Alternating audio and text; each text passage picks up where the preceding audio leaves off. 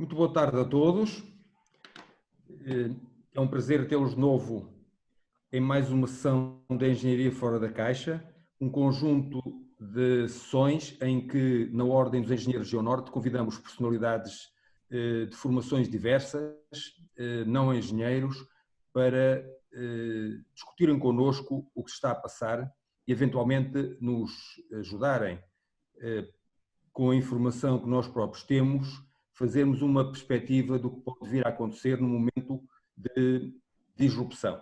Nós passamos, de facto, por uma situação de ruptura de procedimentos em que alteramos significativamente as nossas vidas. Não sabemos quanto tempo isto vai durar, não sabemos, portanto, o impacto que vai ter, mas nós engenheiros estamos habituados certamente à mudança.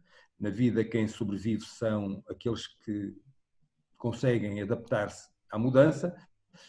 A única certeza que temos é que encontraremos todos uma solução para o que está aí a vir e certamente a engenharia fará parte desta solução. Hoje temos connosco o André Fonseca, que é economista, tem o MBA, é empresário, é professor na Porto Business School, mas de acordo com a troca de impressões que tivemos, em que eu lhe pedi para como é que eu podia, ou como é que ele se podia apresentar em 10 segundos, e ele disse: sou um otimista militante, essencialmente sou um otimista. É evidente que é uma pessoa muito criativa, ligada à inovação e desenvolvimento, vai-nos falar com certeza de processos de mudança e, com um bocado de jeito de provocação, às vezes nós dizemos que eu também acho que sou otimista, mas já me disseram uma vez que um otimista é um ex-pessimista mal informado. Vamos ver se será isso, com certeza que não. Mas para fazer a apresentação contamos com o nosso colega do Conselho Diretivo, Pedro Vieira, a quem compete, e quem vou passar a palavra, a quem compete a apresentação mais detalhada do André. Pedro, faz favor. Muito obrigado, professor. Muito obrigado também à Ordem dos Engenheiros da Região Norte. Eu creio que é com muito gosto que nós apresentamos o André Ferreira para falar de um tema que, além de estar na ordem do dia, é um tema que é cada vez mais relevante para os engenheiros. E, portanto, quando nós pensamos e quando fizemos uma discussão interna no Conselho Diretivo de quais seriam as possibilidades a contactar, eu não hesitei em convidar o André, que de imediato aceitou este repto, para falar de uma situação que já nos vem zumbindo aos ouvidos nos últimos anos, mas que de facto muitas vezes falar de inovação e falar de disrupção não cabe no dia a dia nem das organizações, nem dos técnicos que gerem as organizações. O André, como o professor muito bem apresentou, é um empresário, é um empreendedor, também é um professor, e ele de facto é uma personagem, é uma personalidade do nosso país que eu acho que se adequa muito para desmistificar os fenómenos de disrupção e a implementação de medidas inovadoras nas empresas. É um otimista, claro, como ele se definiu, e portanto de vez em quando convém ouvir otimistas a falar sobre as incertezas e sobre aquilo que nos põe um bocadinho mais ansiosos nestes temas conturbados. Portanto, eu agora iria passar a palavra ao André. Bem-vindo, André, à Ordem dos Engenheiros da Região Norte, e pronto, aí vamos lá, o palco é teu. Bem, olha, obrigadíssimo, Pedro, obrigado. Professor, é um enorme prazer estar aqui com todos vocês e partilhar um bocadinho deste meu otimista, otimismo desinformado ou não, mas que a verdade ele é alicerçado naquilo que tem sido chegado os últimos 15 anos da minha vida, a tentar olhar para o futuro e ver que existem mais oportunidades e mais cenários otimistas do que aqueles que mesmo as recentes catástrofes e as recentes ameaças nos trazem. Eu vou partilhar aqui a minha apresentação e gostava de começar por partilhar convosco o seguinte. Aquilo que eu venho tentar partilhar convosco nos próximos 30 minutos é tentar desmistificar um bocadinho o conceito da disrupção e de que maneira é que ela tem sido acelerada ao longo do tempo por fenómenos e por epifenómenos disruptivos que vão claramente acelerar processos de mudança. E já agora fazermos aqui um pequeno tour otimista sobre o futuro e com este tour nós discutirmos aqui um bocadinho não só porque é que este mundo entrava numa enorme aceleração disruptiva até ao recente ameaça estrutural que foi o coronavírus, mas também como é que a partir do coronavírus se intensificaram ainda mais as oportunidades associadas a estas grandes descontinuidades. E eu se calhar começava precisamente por partilhar convosco que as 6 grandes descontinuidades que eu gostava de partilhar com cada um de vocês, elas acabam por ser aceleradas nos últimos tempos. E quais são estas grandes 6 descontinuidades e de que maneira é que eu considero que estas grandes descontinuidades têm um enorme impacto na maneira como nós olhamos as civilizações, como olhamos as organizações, como olhamos clientes, como olhamos fornecedores. Em primeiro lugar, o mundo nos últimos tempos percebeu rapidamente que o pensamento divergente é uma solução que por natureza é muito mais eloquente na maneira de produzir inovação do que o pensamento convergente. E, portanto, tudo o que é um pensamento mais linear, mais estatizante, mais estruturante, acaba por, de alguma maneira, ameaçar a capacidade de inovação e a nossa necessidade de adotar lentes completamente distintas para pensar de forma absolutamente divergente. Isto também é um enorme desafio para vocês, engenheiros. E já agora é particularmente agradável estar a falar para engenheiros por uma razão muito simples. Eu tenho uma relação de amor-ódio com os engenheiros, em particular porque nos últimos 15 anos de centenas de workshops que tive a gerar ideias, a verdade é que os engenheiros são sempre os que geram as melhores, mas sempre os que lutam mais contra elas. E, portanto, têm sempre este misto entre yes and e yes but, que se calhar tem muito a ver até com os seus defeitos ou feitiços de formação, que fazem com que estejam constantemente a questionar, constantemente a pôr em causa, constantemente a querer avançar as coisas numa determinada regra. Ora, adotar novas lentes é ir buscar a interseção de áreas de saber completamente distintas. Isto é um enorme desafio para vocês também.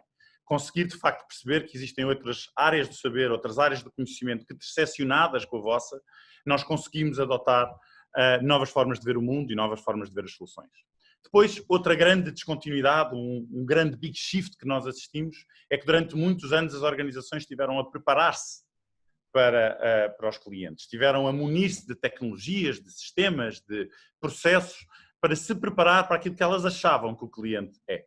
Ora, o que nós observamos nas organizações mais disruptivas e nas que têm crescimentos exponenciais é que elas nunca comprometem, não é apenas um compromisso com a centralidade do cliente, mas sim com a excentricidade do próprio cliente. E isto acaba por, de alguma maneira, conseguir percepcionar áreas em que o cliente não sabe à partida que quer, mas que se consegue antecipar necessidades que vão sendo criadas quando nós temos uma visão um bocadinho mais prioritária relativamente a estes interlocutores.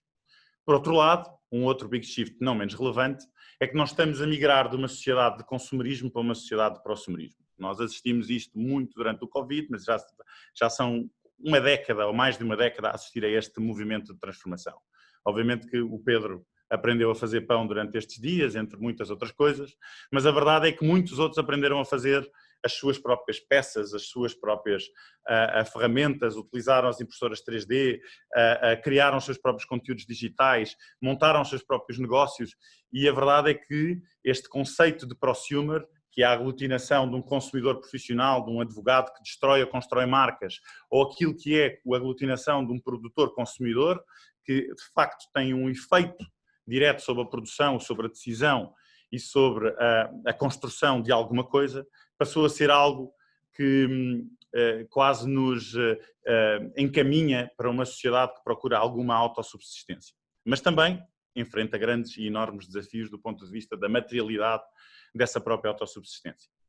Não menos importante, e no meu entender, dos fenómenos mais interessantes de analisar e daqueles que eu vos recomendo a perderem algum tempo, é que nós estamos a migrar sobre uma perspectiva de ativos de conhecimento para uma perspectiva de fluxos de conhecimento.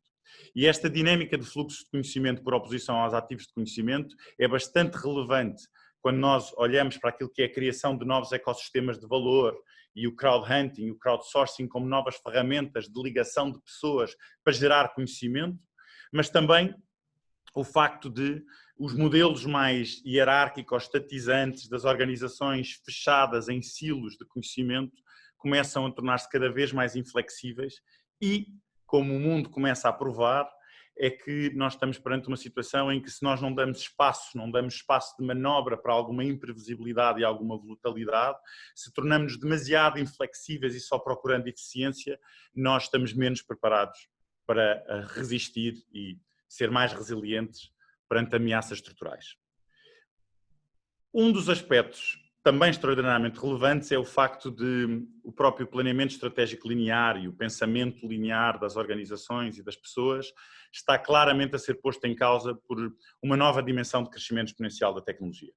E obviamente que não vale a pena explicar muito sobre o crescimento exponencial, porque acho que todos nós percebemos durante os últimos meses o que é que isso significa. Há uns meses atrás, nas salas de aula, nós tínhamos que explicar o que era uma curva exponencial. Hoje em dia toda a gente as conhece, mas a verdade é que muito daquilo que são fenómenos tecnológicos e das disciplinas tecnológicas que daí decorrem trazem enormes desafios sobre o paradigma de crescimento, que nos obriga a olhar para uma perspectiva da experimentação de uma maneira completamente diferente e não ter uma orientação para um planeamento linear, mas sim para um planeamento um pouco mais disruptivo. E por fim, nós entramos numa nova geração de profissionais que estão muito mais movidos por impacto do que estão por compromisso. E, portanto, a ideia de que a paixão e alguns desidratos de natureza emocional são aspectos muito mais relevantes nas novas gerações do que os são do ponto de vista do engagement. E as organizações, durante os últimos 30, 40 anos, montaram os seus sistemas, as suas estruturas, os seus modelos de formação, os seus modelos de reward em cima do contexto do engagement e do compromisso. E isso está naturalmente a transformar-se, porque as pessoas procuram ter outro papel e ter outra vida para além desse compromisso. Ora, a verdade é que o coronavírus e que toda esta ameaça estrutural o que veio fazer foi intensificar muitas destas descontinuidades. Eu aqui represento os dois bonequinhos como o mundo até ao Covid e depois ali o sentido proibido dos abraços como o mundo pós-Covid, para vocês entenderem um bocadinho melhor. Não deixa de ser curioso que há alguns engenheiros que já perceberam como tirar partido destas novas transformações, e eu gostava de partilhar convosco um vídeo que acho que sintetiza bem todos aqueles 6 big shifts na mão de um engenheiro.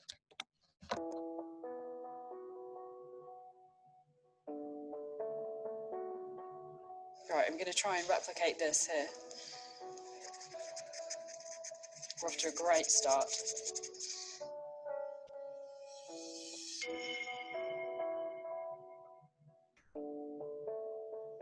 I tend to kind of just avoid doing sketching and writing now because it's not really worth it if you get something like that.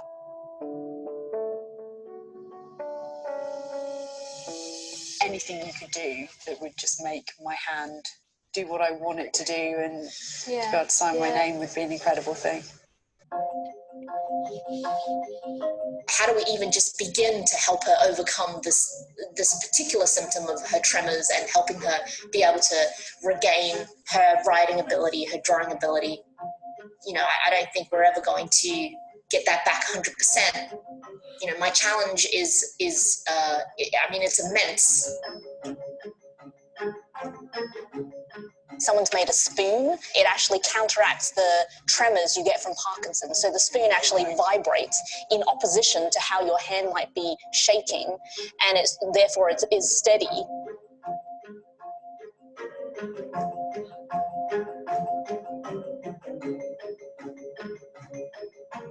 I'm making a very rough prototype. And what this board does is I can connect into it through these wires, these tiny coin cell motors. So these motors will vibrate. Hello. Hi, I'm Alison.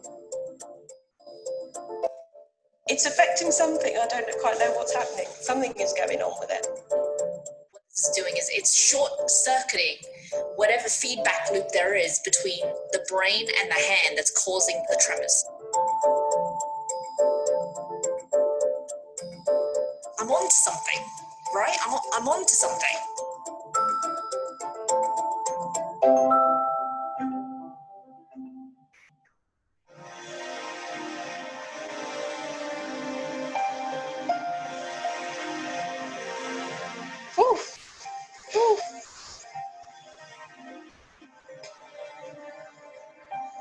Jesus Christ.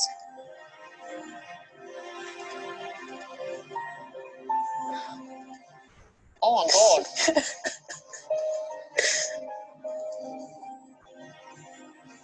It makes me forget that I have a tremor. Bem, eu acho que todos vocês perceberam que o vídeo é self-explanatory e ajuda-nos a perceber, se olharmos para aqueles 6 big shifts e percebermos que como é que alguém com uma área do saber que não está diretamente ligada ou não tem uma correlação direta com a área da medicina ou com o estudo da doença em causa, empoderada por um propósito, certo? Por empatia como ferramenta e a capacidade que tem de adotar novas lentes para enfrentar um determinado desafio, aquilo que é fazer ciclos de interação muito mais frequentes, neste caso com os seus clientes, neste caso com a paciente, e esses ciclos de interação o ajudarem a perceber cada vez como é que ela se sentia mais, ou eles se sentiam mais confortáveis na utilização de um determinado device. A verdade é que ela, para o conseguir fazer, teve que se conectar com fluxos de conhecimento que antes não tinha de forma nenhuma de ter acesso, e portanto outras pessoas que a ajudariam a entender melhor o feedback loop entre o cérebro e a mão.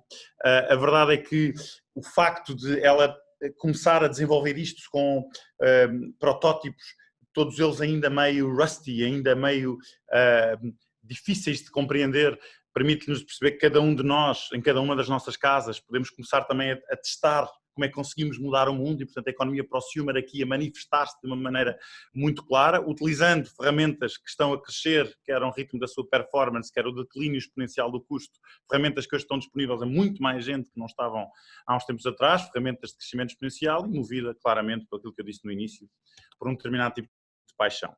Então, vamos olhar para estas oportunidades decorrentes destes 6 big shifts. Em primeiro lugar, falar um bocadinho sobre este tema do pensamento divergente.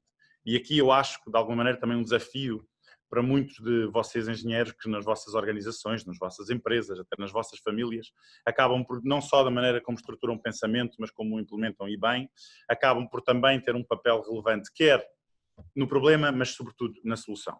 Em primeiro lugar, o tema do pensamento divergente ocorre sobretudo em 3 dimensões. O primeiro que tem a ver com o reconhecimento de que hoje em dia, para eu ter respostas diferentes sobre uma determinada problemática e, portanto, conseguir obter inovações, sejam elas incrementais, disruptivas ou exploratórias, eu não consigo fazê-lo utilizando a mesma massa crítica que sempre pensou nos mesmos problemas. E, portanto, não é um paradigma de performance, não é um paradigma de produtividade. Falando num paradigma de inovação, quanto maior efeito médici eu crio, quanto maior a interseção de áreas do saber eu crio, quanto mais players eu coloco no jogo da ideação e da inovação, de áreas e de backgrounds e de experiências diferentes, mais eu consigo atingir valor. A segunda dimensão é que isto não tem apenas a ver com backgrounds profissionais e backgrounds de competência, tem também a ver com backgrounds geracionais, backgrounds de género, backgrounds de determinado tipo de etnias, ou seja, quanto mais eu consigo de um dia para o outro juntar um conjunto de backgrounds distintos, maior a possibilidade de uma determinada ideia tem de conseguir vencer. E depois há uma terceira dimensão, que é que lentes é que eu coloco sobre os problemas.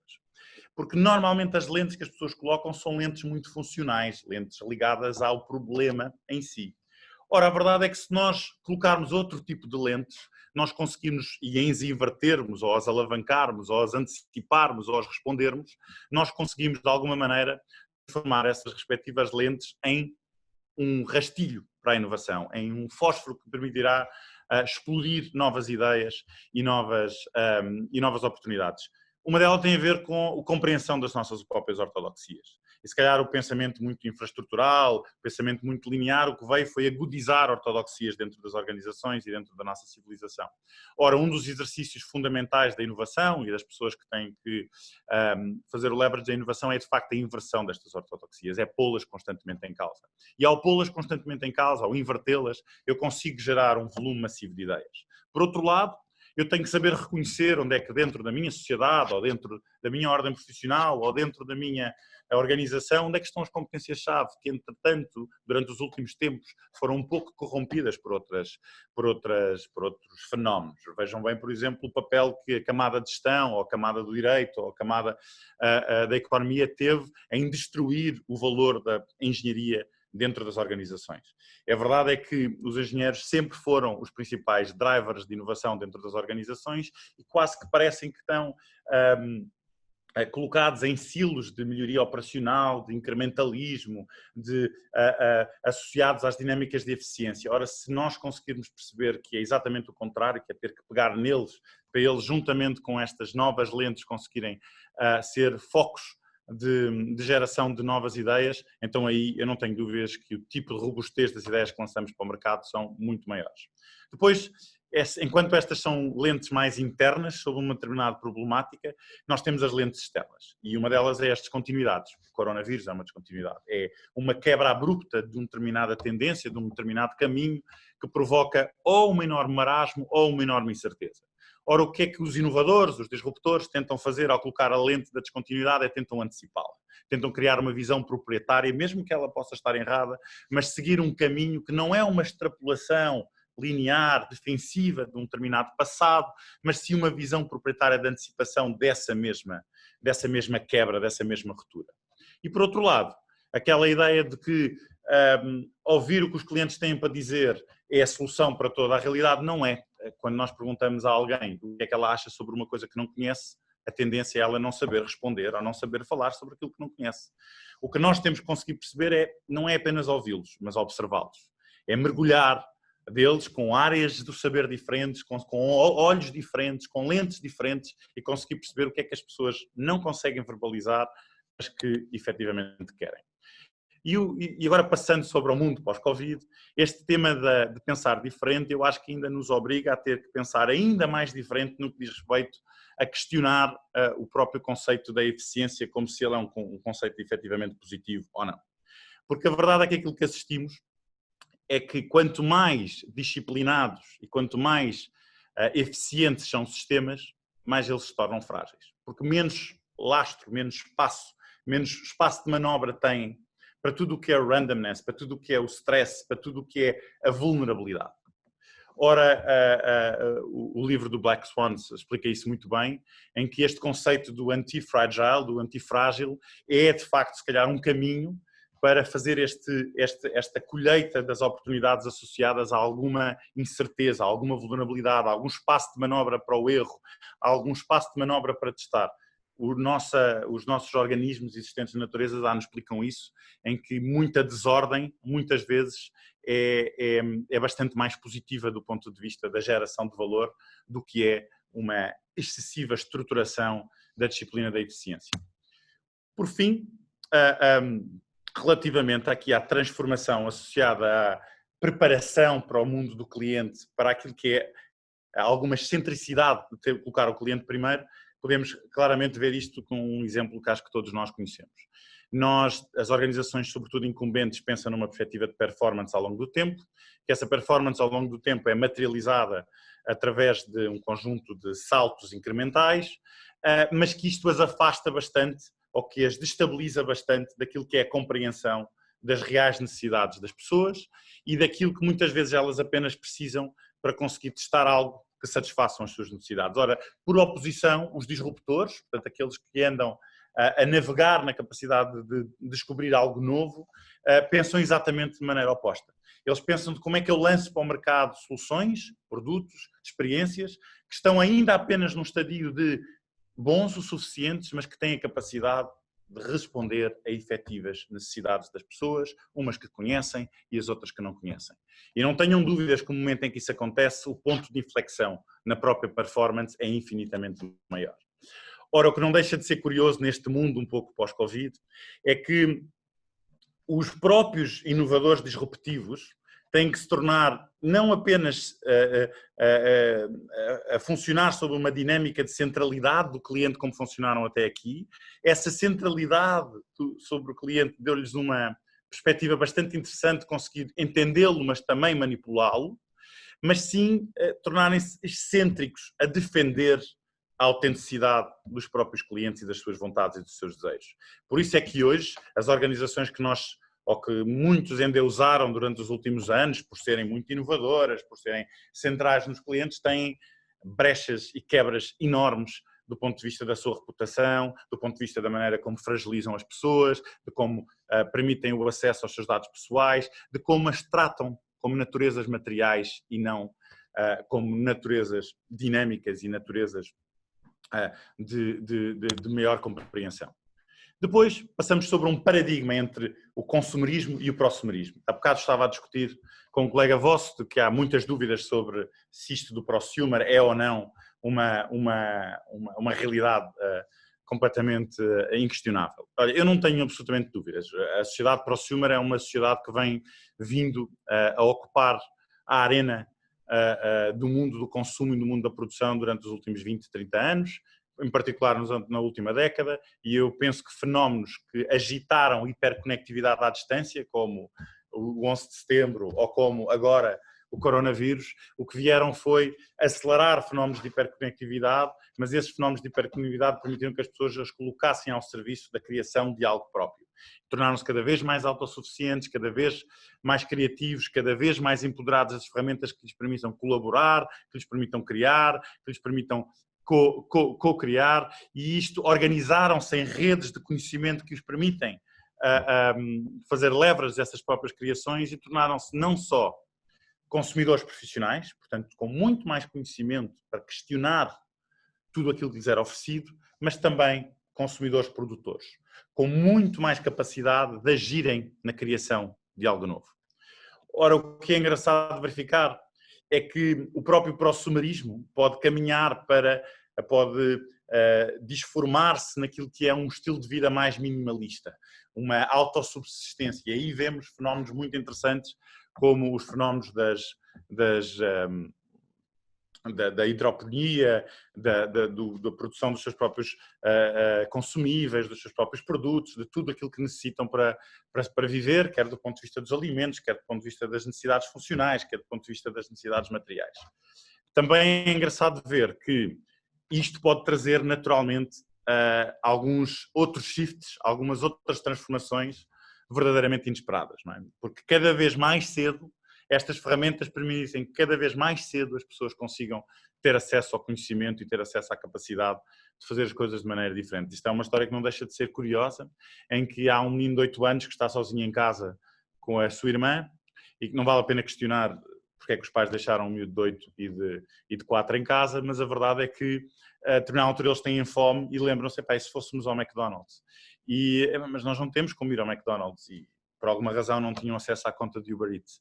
Então o que acontece é que a mais nova se lembra de dizer não, mas porque é que nós não usamos aquela coisa que os pais usam para nos deslocarmos? O quê? O carro que está na garagem? Sim, mas eu não sei conduzir o carro. Está bem, mas eu vou aqui ao YouTube e aprendo a como conduzir o carro. Portanto, imaginem a cara de espanto do operador do McDonald's quando vê um rapaz de 8 anos a conduzir e a sua irmã com um tablet de YouTube a ensinar-lhe como é que isso faz. Obviamente que isto oferece riscos, mas eu acho que as oportunidades inerentes são infinitamente maiores. Um dos aspectos que eu disse há pouco que considero bastante relevante e que eu acho que merece ser alvo de estudo, que infelizmente estes 30 minutos não dão, é esta migração entre aquilo que é um ativo de conhecimento para um fluxo de conhecimento. E, de facto, enquanto as organizações começarem a achar, ou continuarem a achar, que protegendo estes ativos de conhecimento em casulos de conhecimento, eu vou proteger a minha capacidade de divergência competitiva, estão a fazer exatamente o contrário. Estão a depreciar esses mesmos ativos por não os permitirem competir de acordo com aquilo que é um modelo completamente diferente, muito mais aberto do fluxo de conhecimento. Um modelo muito mais aberto de parcerias, de ecossistemas de inovação, de ecossistemas de conhecimento, de ecossistemas de negócio, que enquanto a empresa e a organização se deve focar efetivamente no seu core, deve procurar a melhor maneira de fazer chegar isso aos seus destinatários, privilegiando este universo de plataforma. Os cientistas têm nos últimos anos, e em particular nos últimos meses, sido belíssimos exemplos de como é que plataformas de conhecimento aberto são muito mais geradores e muito mais aceleradores de geração de conhecimento e de maior descoberta do que aquele que são ambientes de R&D fechados e ambientes muito mais protegidos, mesmo que, como acontece no caso da pandemia, se estejam a cometer algumas ilegalidades, como a partilha de dados e de informação confidencial ou aquilo que é cada vez mais a nossa capacidade de expor data lakes de informação que anteriormente estavam bastante protegidos. Mas o que nós assistimos é que ao fazê-lo nós estamos a ter um ritmo de descobertas e um ritmo de resolução de problemas infinitamente maior.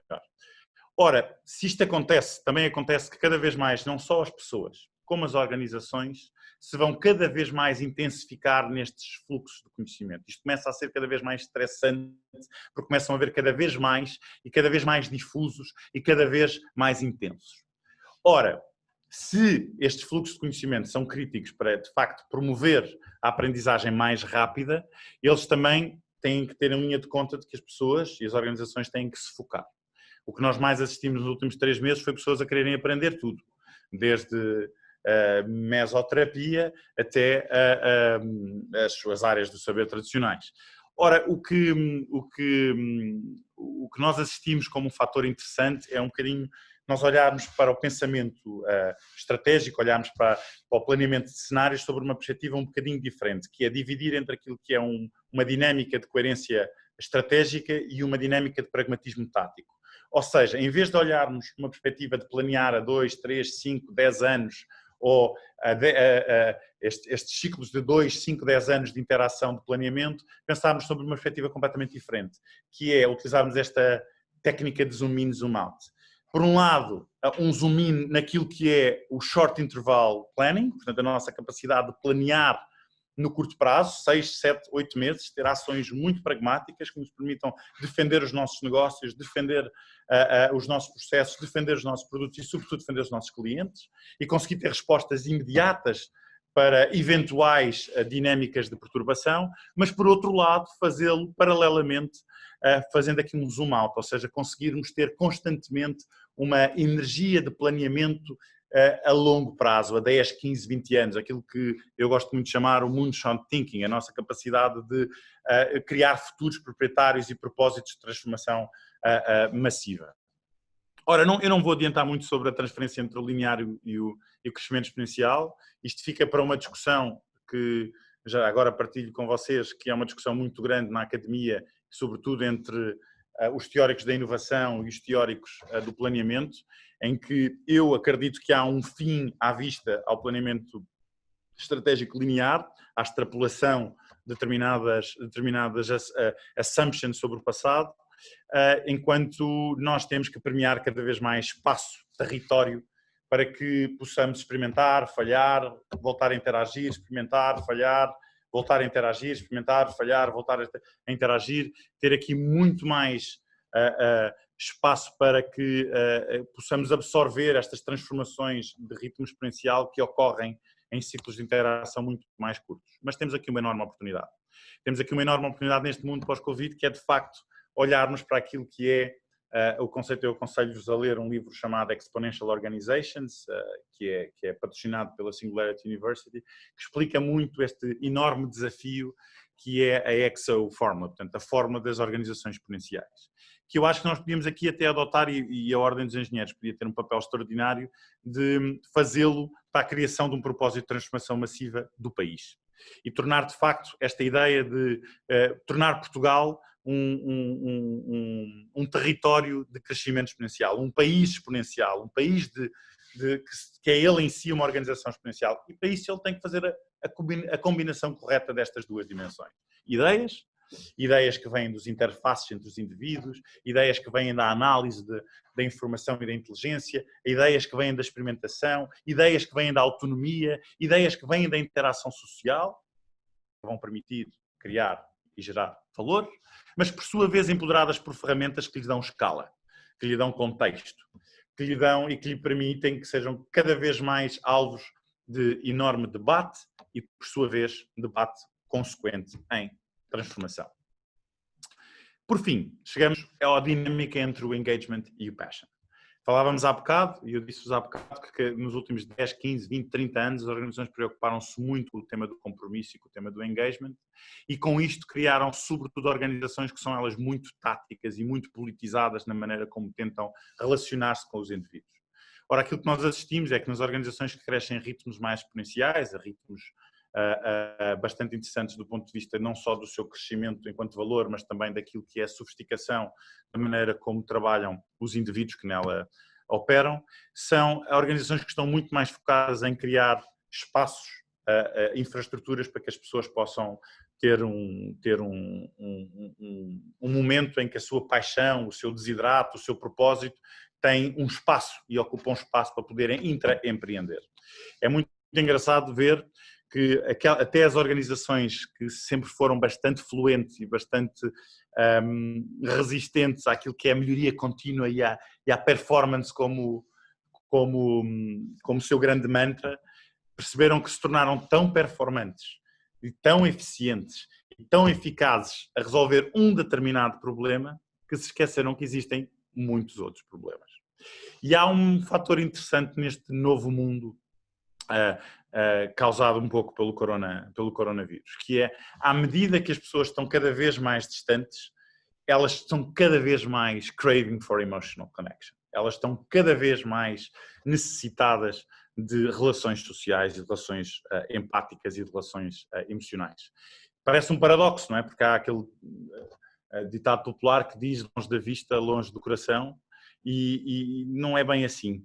Porque quando mais nós assistimos fenómenos, e assistimos isto no 11 de setembro, assistimos isto na crise de 2008, voltámos a assistir agora com o coronavírus, à medida que de facto algum distanciamento social, algum medo social, alguma distância da convivência entre os seres humanos se tornou uma enorme oportunidade para a hiperconectividade digital, a verdade é que as gerações seguintes fizeram questão de pôr isso ao serviço de relações humanas e de relações sociais. Portanto, dito isto, como é que vocês podem efetivamente ter um papel muito relevante nessa própria transformação? E era isto que eu tinha para partilhar convosco. Muito obrigado, André. Acho que foi mais um momento de abrir cabeças, criar novas oportunidades e termos novas perspectivas sobre a nossa realidade. Eu tinha aqui algum conjunto de perguntas que eu te faria agora, se não te importas. Não, claro. E então, começava por esta pergunta. Relativamente às outras descontinuidades que se avizinham, e nomeadamente todos os dados científicos apontam para que haja alguma disrupção também quando houver uma crise climática a sério, não estarão também inerentes a esse fenómeno, além desta que estamos a viver, mas de outros que virão a seguir, não estão também aqui evidentes alguns fenómenos de mudança que se vão fazer e que por isso terão outro tipo de inovações?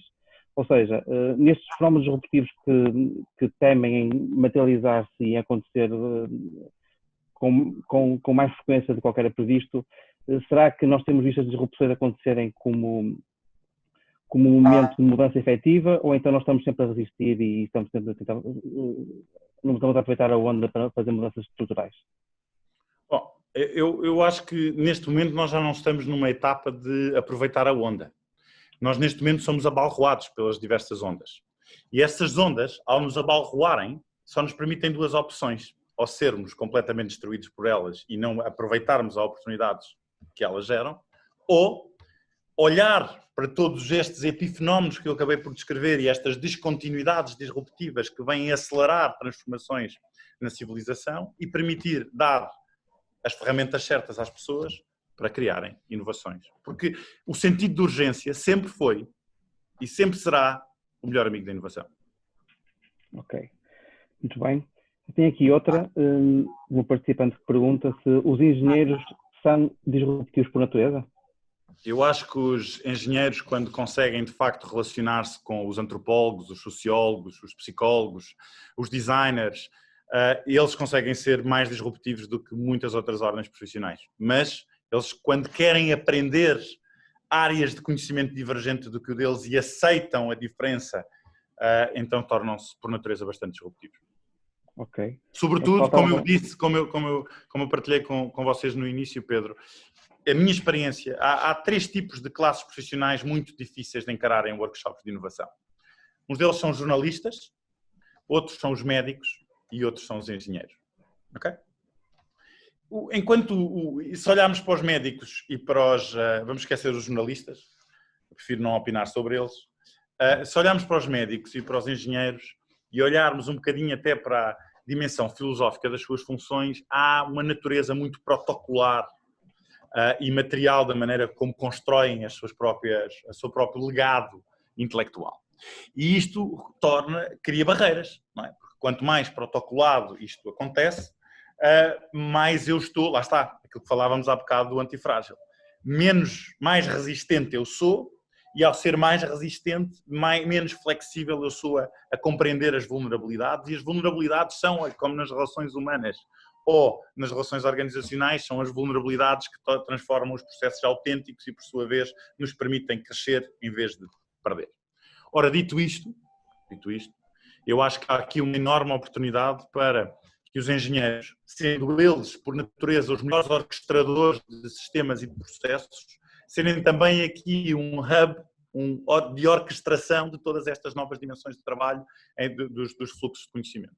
E eu penso mesmo, e acredito mesmo, que os engenheiros, de facto, conseguindo perceber este papel de orquestração e de facilitação, conseguem fazê-lo muito melhor que, por exemplo, os consultores ou os economistas. Só tinha aqui mais algumas, se não te importas. Portanto, há uma colega que nos pergunta se acredita que a Covid provoca nos engenheiros ou convoca os engenheiros a serem mais disruptivos. Eu acho que convoca a sociedade inteira a ser mais disruptiva. Aí não acho que os engenheiros em particular os convocam mais. Agora há uma coisa que é verdade, não é? Os engenheiros são por natureza muito hábeis a construir coisas e a fazer coisas. E a dar-lhes uma dimensão material. Ora, se o Covid é um fenómeno de destruição, nós precisamos de quem dê respostas de construção. E, portanto, eu acredito que os engenheiros, empoderados pelas ferramentas certas, conseguem ser motores de inovação e de construção e não de destruição. Se é só pelo Covid, acho que não. É por tudo o que são os potenciais Black Swans que nós temos pela frente. Ok. Tenho mais duas interessantes, que é, e esta eu gostava de te ouvir, como é que se treina individualmente a disruptividade? Como é que se treina individualmente? Olha, lendo, viajando, conhecendo pessoas diferentes. Quando nós achamos que somos aquela máxima muito clichê de quando achamos que somos a pessoa mais esperta da sala, saímos da sala, ouvindo pessoas de áreas do saber diferentes, perceber que pessoas que se calhar pintam quadros têm mais a ensinar-nos sobre uma determinada matéria do que aqueles que estudaram essa matéria a vida toda. Estarmos abertos à mudança. É assim que eu acho que individualmente se treina. Na minha opinião, é sobretudo ter mundo, ter vida. E experimentar, não parar de experimentar. Ok. Então, e como é que numa organização se promove sistematicamente a abertura à criatividade e à inovação? Okay. Essa é uma boa questão, porque tem sido, se calhar, provavelmente, a grande questão que afeta as pessoas que estão no terreno a tentar dirigir esse processo de transformação. Ora, aquilo em que eu acredito e aquilo em que alguns dos teóricos mais interessantes acreditam, olhando historicamente para os grandes sucessos de inovação, é que uma organização que decide inovar pensando única e exclusivamente em determinado horizonte de transformação perde sempre o comboio. Nós já falámos os dois muito sobre isso, Pedro, mas é a ideia de que a inovação não pode ser nem um ato isolado, nem entregue aos tipos que estão encostados nas organizações, nem é algo que tu devias sistematizar na organização como uma área funcional própria. É algo que, inclusive, tu deves convocar a organização a competir entre si por novas ideias. Ora, estas novas ideias não podem aparecer do nada, têm que estar sistematizadas de determinada maneira. Primeira é perceber se ela realmente, essa inovação e estas ideias e estes produtos e estas experiências novas têm a capacidade de quebrar ou não um status quo. Portanto, criar um propósito de transformação. Segundo, perceber que eu tenho um portfólio excitante de ideias que podem quebrar o status quo, mas que têm que ser organizadas em horizontes de transformação. Horizontes incrementais, que têm um peso muito relevante na organização, na defesa do negócio. Horizontes disruptivos, portanto, procurar novas competências ou procurar novos espaços de mercado para criar coisas absolutamente novas ou maneiras completamente novas de fazer as coisas. E horizontes exploratórios. Explorar o impossível. Explorar todas as loucuras que nascem. E isto não tem nada a ver com tempo. Ao mesmo tempo que nós estamos a tentar experimentar ideias incrementais, temos que estar a preparar a organização para testar as ideias exploratórias. Só assim, com um portfólio excitante de ideias que se renovam constantemente ao longo de 3 horizontes e caminhos que muitos deles podem ser concorrenciais, basta ver o exemplo de que algumas das organizações mais excitantes no mundo pegam nos seus melhores talentos, põem-nos ao lado noutra organização cujo seu modelo de negócio é tentar destruir o modelo de negócio da empresa-mãe.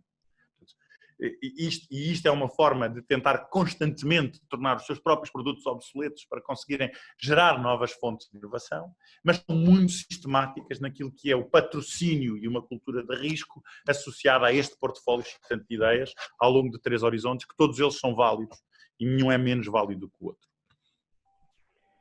Ok, André, normalmente nós temos sempre uma pergunta que tu acabaste por já responder da tua apresentação, que era qual era o papel dos engenheiros na sociedade e nesta era pós-Covid, e tudo isto está respondido. Agora, por isso eu vou aproveitar, vou-te fazer outro um bocadinho diferente.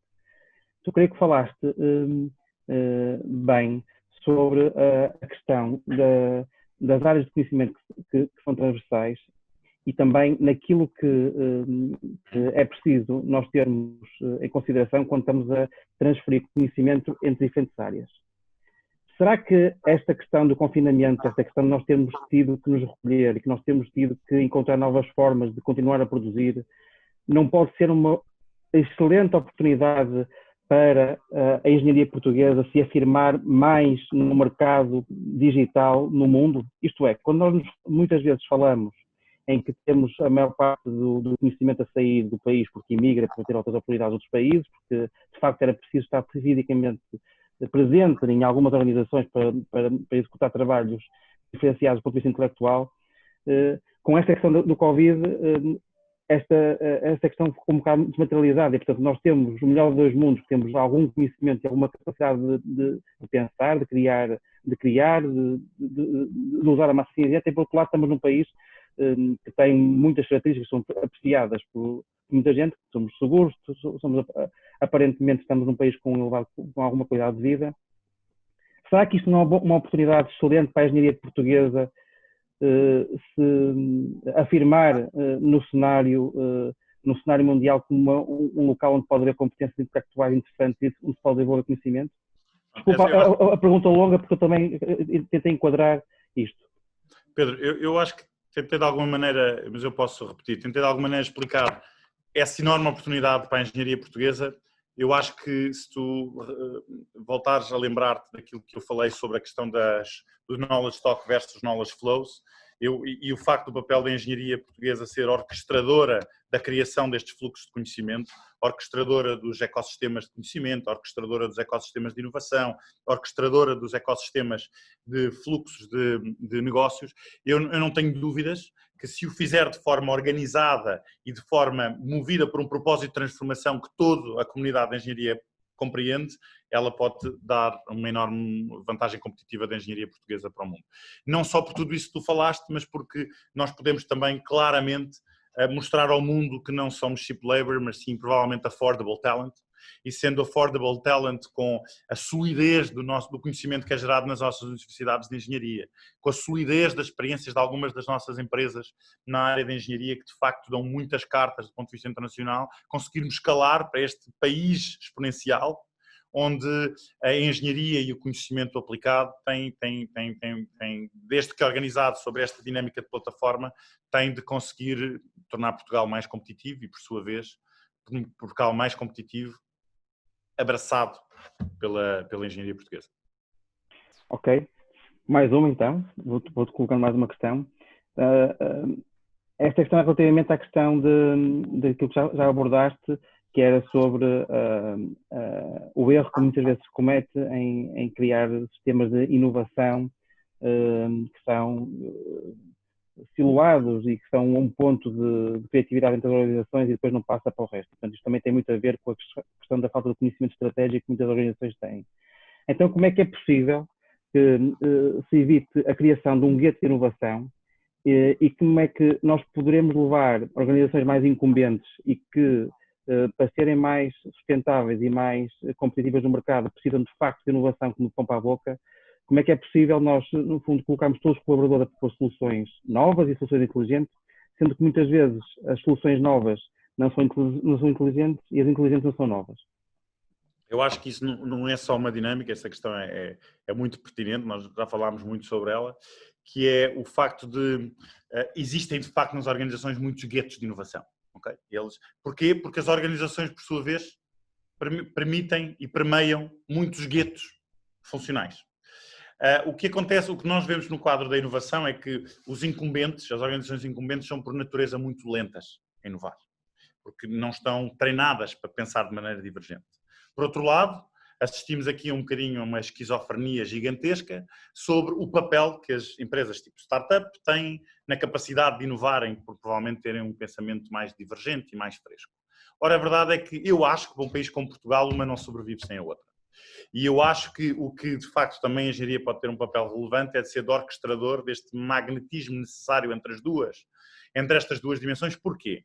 O que é que as startups precisam? Não é? Gerir burn rate, gerir experimentação de produto, gerir novos clientes. O que é que os incumbentes têm? Têm espaço para prototipagem, têm arquiteturas para transformação, têm capacidade de financiamento e capacidade de apoio a estas organizações. Ora, se nós as juntarmos, não numa ótica mais canibalesca, mas sim numa ótica de ecossistema de valor e de revenue share, nós temos aqui, nas mãos já agora dos engenheiros, que por sua vez são quem tem que ceder o tal acesso à plataforma de desenvolvimento, então nós temos aqui enormes oportunidades e enormes desafios para que as organizações como um todo se tornem não guetos, mas sim fluxos vibrantes de inovação. Ok. Então só ia terminar agora com mais uma aposta que a Ordem tem feito muito e, portanto, e tem sido um sucesso e, portanto, a aderência disto, a formação que tem sido... Pedro, deixa-me interromper-te que eu queria só fazer aqui um ponto relevante que é, e eu acho que também está na altura, isto agora que se calhar é uma maior provocação, está na altura dos engenheiros portugueses, de uma vez por todas, seja na sociedade política, democrática ou organizacional, afirmarem o seu papel de liderança. Porque quando eles tinham papel de liderança nas organizações e na sociedade democrática, o mundo pulava e avançava de uma maneira muito mais bonita. E a verdade é que a camada de gestão, e eu sou tipo da consultoria e da economia, blindou, eu falei nisso quando falei nas competências-chave, blindou completamente o brilho da capacidade de execução e da capacidade de ideação e da capacidade de pensamento da engenharia e mais, entrincheirou-os em funções em que, pelo vosso defeito efetivo profissional, são muito bons a fazê-los, mas deixou-vos que não ganhassem o tal mundo necessário para participarem ativamente nos processos de decisão. Portanto, o que eu acho é que, eu não sei se isto é geracional, eu não sei se isto é paradoxal, os engenheiros não se tornam chefes de um dia para o outro, mas podem tornar-se líderes de um dia para o outro, desde que lutem para que essa realidade aconteça. E desde que sejam motores de transformação e mudança. Eu acho é que cada vez mais os engenheiros têm que reclamar o papel de serem orquestradores de transformação das organizações e orquestradores de transformação nas sociedades, e com isso, em conjunto e sem qualquer tipo de sectarismo, em conjunto com áreas do saber distintas, também elas à procura do seu lugar, de uma vez por todas, acabar com a liderança que me parece não tão positiva, se calhar da economia e do direito na sociedade portuguesa. Muito bem. Falando nisso, e portanto, creio que, há pouco estávamos a falar sobre a questão da presença e como é que se faz a disseminação da inovação nas empresas, e isso claramente tem a ver também com a capacidade da liderança que essa própria empresa tem. E, portanto, há muitas formas de liderança e, portanto, muitas vezes os engenheiros são chamados para liderar algumas organizações, e eu já tive o prazer de participar em algumas empresas em que, de facto, a liderança faz tudo e, portanto, convence e move montanhas. A questão é que tem sido uma aposta da Ordem dos Engenheiros da Região Norte disponibilizar ações de formação de altíssima qualidade e vocacionadas para competências que são muitas vezes laterais às competências de base dos engenheiros. E o que se tem visto é que, de facto, há uma aderência muito grande dos membros para ter novas competências em áreas que não são normalmente tão usuais no seu dia-a-dia. Esta questão da formação tem ou não tem um papel fundamental na adoção de novas ideias e na adoção de novos mercados e na criação de mais valor com eventualmente áreas de negócio diferentes e que podem criar aqui um patamar para haver alguma disseminação da inovação, quer das organizações, quer entre as regiões. O que é que pensas sobre isso?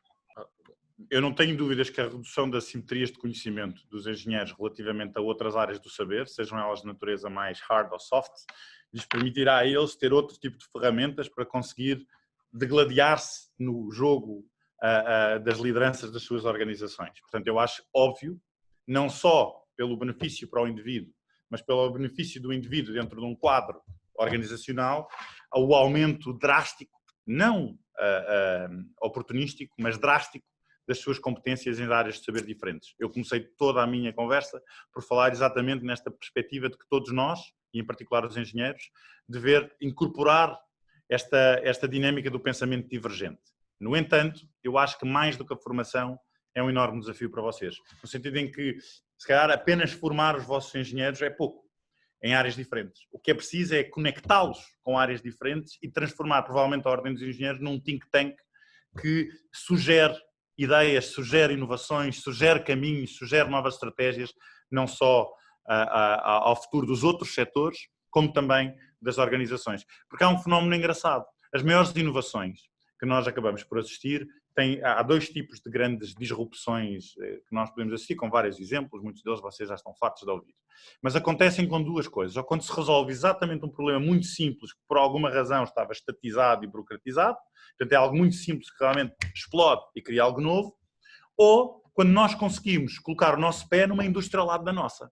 E quando aquilo que são as nossas competências e aquilo que são a nossa capacidade criativa, pensa que eu não vou olhar apenas para as dinâmicas do meu negócio, mas vou perceber se este negócio tem ou não a capacidade de mudar os negócios ao lado.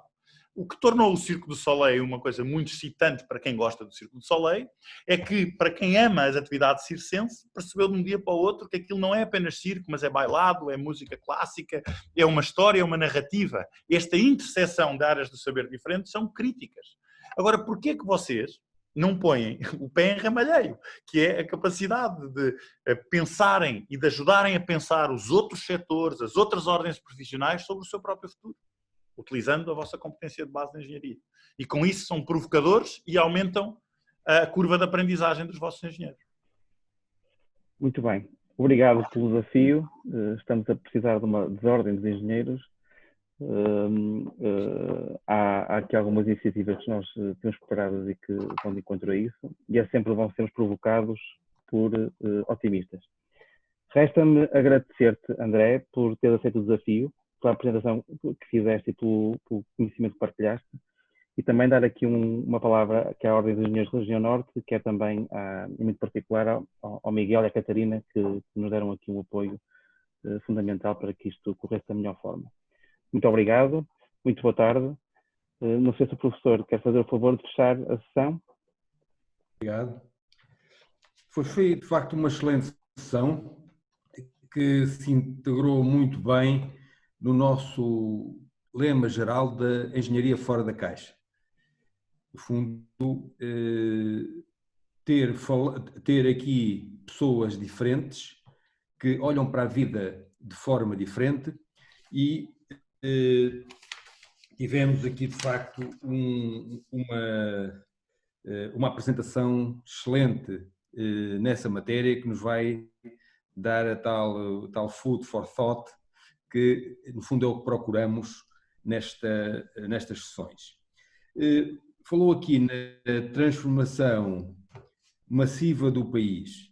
Nós precisamos de facto de fazer uma transformação massiva do país. O André referiu isso como um desafio para a Ordem dos Engenheiros e pós-engenheiros e concordo de facto com ele que os engenheiros que conseguem sair do seu próprio campo e conseguem absorver a capacidade de inovar dos pintores, das pessoas das artes, a solidez da gente da economia,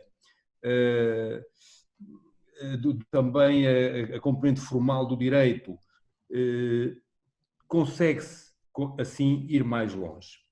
Nós, de facto, como o Pedro referiu, mudamos, durante o Covid, mudamos o nosso chip. Pusemos a formação como um objetivo ainda mais prioritário e em 2 semanas passamos da formação presencial à formação e-learning. Passamos de ações de formação de 20, 30 pessoas para ações de formação com até 1000 pessoas. Diziam que era impossível, enganaram-se. Ou seja, nós fizemos ações de formação em programação, em introdução à economia e finanças, que para largas centenas, com imenso sucesso, e vamos continuar, com certeza, a fazer isso. Isso foi uma das sugestões também que o André nos deu. De facto, entendemos que o país fica mais rico se com mais engenharia, com melhor engenharia, mas também alguém diz que a caridade bem ordenada começa por casa, e uma coisa que nós entendemos e percebemos foi que não podemos continuar a falar do futuro otimista que é a digitalização sem os engenheiros saberem programar à séria. E muitos engenheiros, nós temos aqui no Norte cerca de 16 mil, em Portugal somos cerca de 50, 60 mil, nem todos estão apetrechados para programar. E hoje não pode fazer parte do comboio, do avião da digitalização, quem só usar Excel. Tem que saber programar, e estamos a falar de programação de nova geração, estamos a falar de machine learning, estamos a falar de SIG, e nós vamos propor, oferecer, e quando digo oferecer é quase preços simbólicos, a todos os engenheiros, formação em Python, em machine learning, em SIG, para que consigam, nos seus locais de trabalho, nos seus projetos, ser mais criativos, ser mais performantes. Esta é, no fundo, mais uma aposta da Ordem dos Engenheiros, e a apresentação de hoje, excelente apresentação de hoje do André, casa muito bem com uma que tivemos há uns dias sobre utopia. Tivemos aqui uma sessão sobre utopia, e de facto estamos a falar da mesma coisa, dita de formas diferentes. Aí estávamos a falar de uma senhora de filosofia, que nos estava a ensinar a pensar melhor. E é isso que, no fundo, nós queremos fazer, e a apresentação de hoje foi certamente excelente nesse domínio. André, muito obrigado. Pedro, muito obrigado por nos teres trazido o André. Foi um gosto. Muito obrigado, eu.